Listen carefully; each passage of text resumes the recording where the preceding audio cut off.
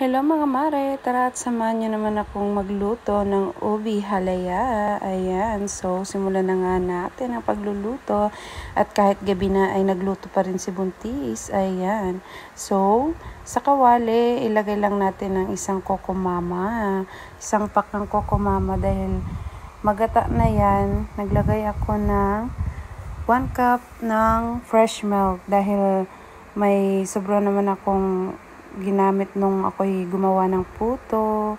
Ayan nga, at sinunod ko din ang condensed milk at nag-add din pala ulit ako ng 1/2 cup of condensed milk. Di ko nga lang po na ipakita. And then, after that, minekos-mekos natin ang mga liquid ingredients.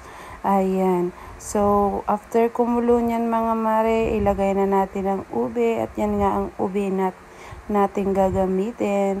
Yan ang pinakuluan ko, and then binalatan ko, then ginadgad ko. Yan, grated ube. Ayan, so nilagay na nga natin ng unti-unti. Ayan nga mga mare, dahil may inuwi naman kami galing ng Rosario. Yan, naisipan kong gawing ube halaya.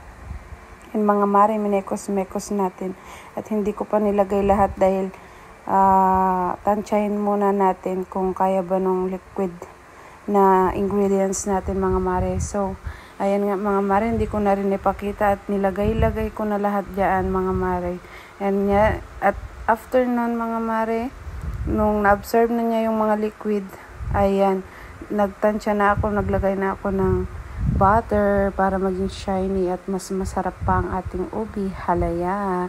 And then, yan nga mga mare, paluto na mga mare. Ayan ang masarap-sarap na. Naglagay din pala ako ng ubi flavor, hindi ko nga lang siya naipakita mga mare. And ang finished product natin, ayan, isang tub. At dyan na nga lang, salamat!